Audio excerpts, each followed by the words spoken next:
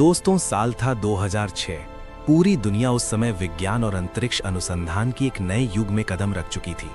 मानव इतिहास हमेशा से ही खोज और जिज्ञासा से भरा रहा है।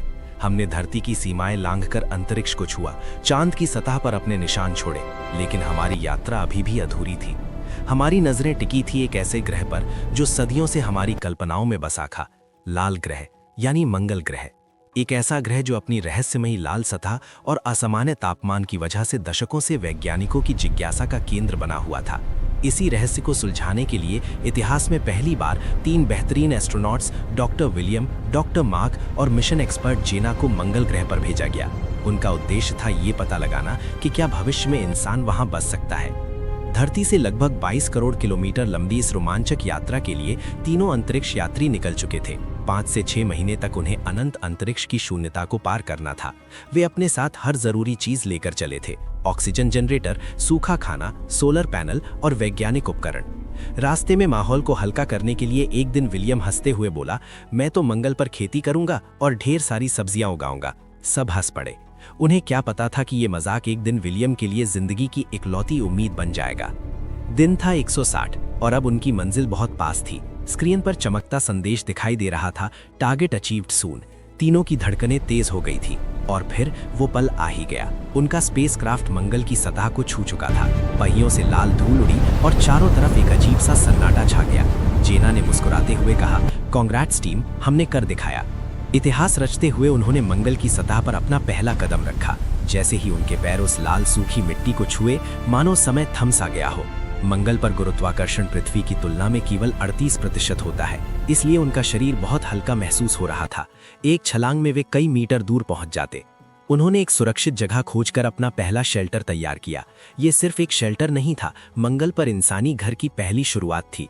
दिन का तापमान 17 डिग्री सेल्सियस था। विलियम मिट्टी के सैंपल इकट्ठा करने लगा, मार्क चट्टानों के टुकड़े जमा करने लगा और जेना वातावरण का अध्ययन करने लगी। सब कुछ बिल्कुल सही चल रहा था। अगले दिन वे फिर से अपने रिसर्च मिशन पर निकले। शुरुआत में सब कुछ सामान्य था, लेकिन अचानक मंगल की सतह पर एक विशाल धूल का तूफान उठ खड़ा हुआ। हवा इतनी तेज थी कि खड़े रहना भी मुश्किल था। मार्क और जेना किसी तरह एक बड़ी चट्टान के नीचे छिप गए, लेकिन विलियम खुले क्षेत्र में सैंपल इकट्ठा कर रहा था। तेज हवाओं ने उसे अपनी चपेट में ले लिया और दूर तक उड़ा दिया। लाल धूल का एक घना गुबार उठा और विलियम हमेशा के लिए उनकी नजरों से ओझल हो गया। करीब 2 घंटे बाद जब तूफान थमा तो जेना ने रेडियो पर चीखना शुरू किया, विलियम, जवाब दो, क्या तुम सुन रहे हो? लेकिन कोई जवाब नहीं आया। जेना और मार्क ने हर दिशा में उसे तलाशा। 7 दिन बीत गए। मंगल की रातें बेहद ठंडी होती हैं। तापमान -125 डिग्री तक गिर जाता है। बिना शेल्टर के इतने दिन जिंदा रहना लगभग असंभव था।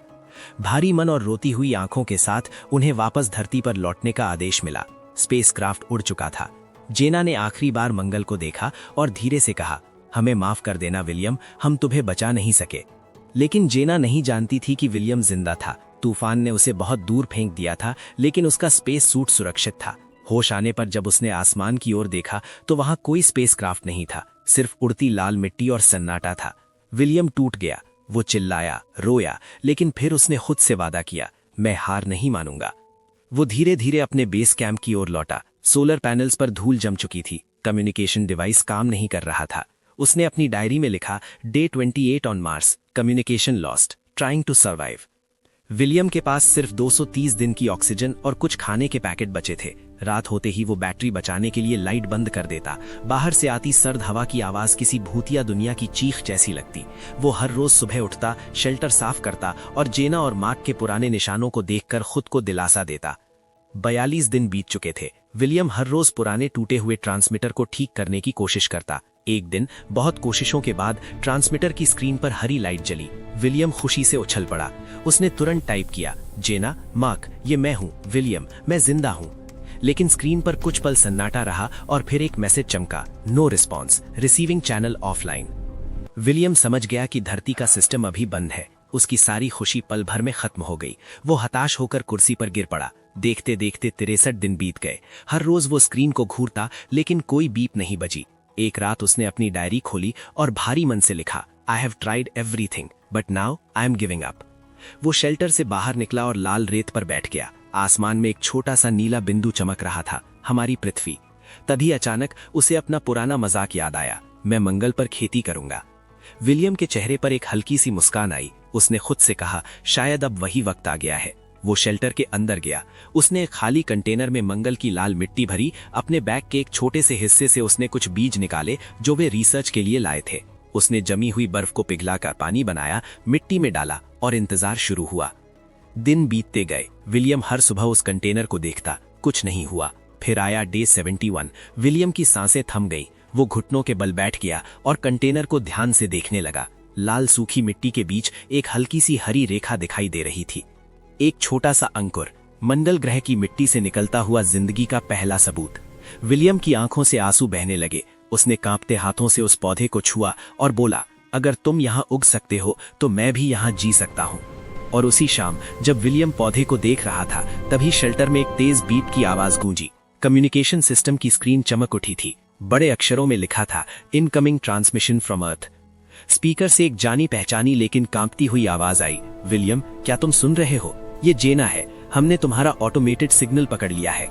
विलियम के हाथ कांप रहे थे। उसने माइक्रोफोन उठाया और रुंधे हुए गले से कहा, जेना, मैं जिंदा हूं। वहां से जवाब आया, तुमने कर दिखाया विलियम, हिम्मत मत हारना। हमारा रेस्क्यू मिशन निकल चुका है। हम तुम्हें घर वापस ला रहे हैं। विलियम ने माइक्रोफोन रखा। वो शेल्टर से बाहर आया और आसमान की ओर देखा। मंगल की सर्द हवा अब उसे डरा नहीं रही थी। उस वीरान लाल दुनिया में एक इंसान ने न सिर्फ मौत को हराया था, बल्कि वहां जिंदगी का पहला बीज भी बो दिया था।